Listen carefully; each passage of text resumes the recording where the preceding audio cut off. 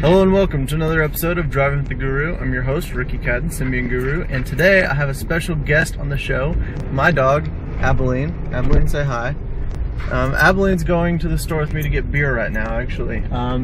Today's one of my days where I vlog all day, and I'm kind of at a stalemate as far as being able to focus on anything. So I've decided that beer is the answer. So that's where I'm headed. Hopefully I've gotten a little bit less bumpy streets to go on today, but anyways, I don't really have a whole lot going on with the smartphone show in London and the new tablet announcement in San Francisco. There's really not a whole lot else to share via a Driving with the Guru podcast, but I promised y'all something every Thursday, so this is it. I do have some stuff. I'm not just going to ramble for a while.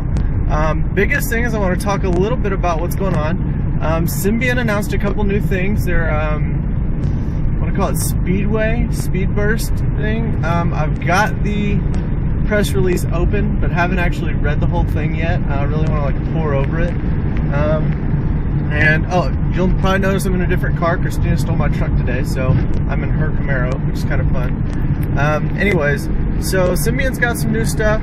The biggest thing that nobody really noticed, it kind of got overshadowed, is that Motorola has bought 50% of UIQ and is going to be partnering with Sony Ericsson and all the other companies that have parts of UIQ to really make it an open platform, which I think is phenomenal. I think it's going to be really neat to see what they do with that, and so I'm really excited about that. It looks like it's going to be very, very easy for the manufacturers to make it their own while it's still being UIQ. So we'll see how that goes, see how it goes for developers. But it looks to be a really strong thing for Symbian and UIQ. So real excited about that. Other things, I know I promised y'all that I would have the Windows Mobile post up, and I will have that up by next Wednesday is my goal. Next Wednesday. It might be broken out into a couple posts, but I think I'm going to be able to get it all in one. So that should be coming up soon. I've also been playing with another toy, and that is going to be what's in my glove box today. So let me reach over here and grab it. And today is the Palm Centro. This is a fun little palm device. It's going to be available. It is available on Sprint right now for $100 with a 2-year contract. $100 for a smartphone, touchscreen, not too shabby. Actually, I would hesitate to call it a smartphone, the Palm OS, namely because it doesn't multitask at all, which is unbelievable annoying. But everybody has their own definitions of what a smartphone is, so we'll throw that one out. So anyways, this is it. It's incredibly small. As you can see, it fits in my hand really well. You can see the full review up on Mobile Burn in the next few days. I'm actually typing it up right now. Well, not right now, but recently I've been typing it up, so that should go all live soon. And you're gonna have to read it there to find out what I think of it. But here it is. Very small, very compact, interesting entry from Palm. So I'll be doing this is the first Palm device that I've ever touched, to be honest with you, other than jacking around with the Trios, at the AT&T store. But the actual one that I've actually used is really cool. So lots of thoughts as to the Palm OS and what it is, what it's useful for. Obviously, it hasn't been updated in a long time, so is it even useful now? Absolutely. There's so many things in this little OS that should be in every smartphone, and I'm going to go through those one by one. I've been keeping notes at the suggestion of Stefan. I have been keeping just a little pad of paper with me, and anytime I find some little quirk or anything, just write it down. That way I don't have to play with it later. So this is it. Biggest annoyance, just random factoid that you just want to know, it does not have a back button. Could not be more annoying to not have a back button. Absolutely cannot stand it. And the end key, for some reason, turns off the screen. No clue why, no clue whose logic that is, but that's all it does. So yeah, weird.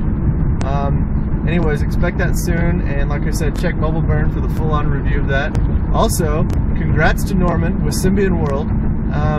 He won the WOM World Video Contest, lip sync one, and we'll be getting an N81 soon. And proud to mention, I will also be getting one soon. I have no idea. I haven't got a tracking number yet, but it's very likely that I'm not going to get one, that I'll just get a nice surprise visit from the DHL man. So we'll see. Who knows? But anyways, that's coming soon. I'm real excited to be able to give you some coverage of the N81 8GB. Hopefully it's 8GB. Otherwise, I'm only down to 2GB. It's probably 8GB, whatever. Okay, so that's what else is coming. Other things, yeah, that's it. I mean, it's kind of been pretty high amount of news lately. I'm still kind of taking it all in. Have tons of thoughts on the new tablet and different implications, and those will be coming soon. So definitely stay tuned for that. Also, be sure to check out tabletblog.com, internettablettalk.com, and memoapps.com. All those, Jonathan, Daniel, and Reggie, were in San Francisco for the event. They have their hands on an N810. Could not be more jealous of that. And sure to be some really good stuff out of them soon. Jonathan will be updating his HD video, which could not be more excited about that either. So as you can tell, it's hard for me to get more excited about different things. So anyways, I'm going to sign out. This has been Ricky Cat and Simeon Guru with Driving with the Guru. Stay tuned in a couple weeks for the next episode.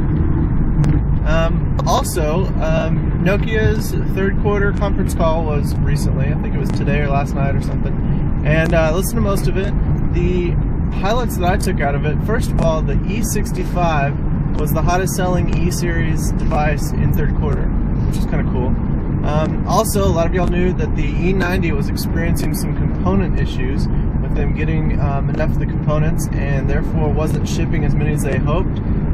Well, they announced in the conference call that those component issues have been resolved and production and shipping is in full volume. So look to see lots more of the E90 soon. They should be very available now. Also, I thought it was weird that they mentioned the N73, the N70, and the N95 as bringing up the mainstay of the N series. The N70, really? Second edition?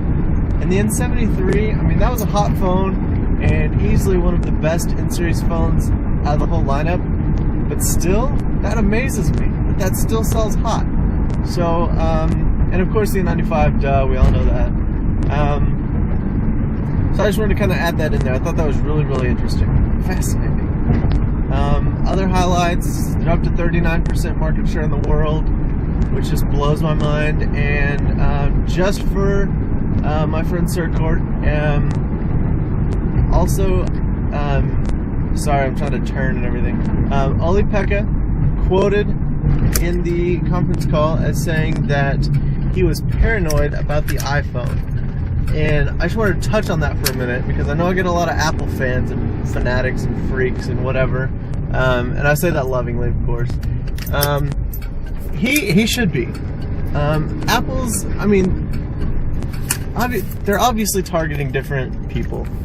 But at the same time, you'd be stupid to not confess, me as well as Olli-Pekka, that they're not a force to be reckoned with, or that it's common knowledge that Apple is a force to be reckoned with. And the reason is they can get hype and they can capture the attention of consumers like nobody's business, because that is their business.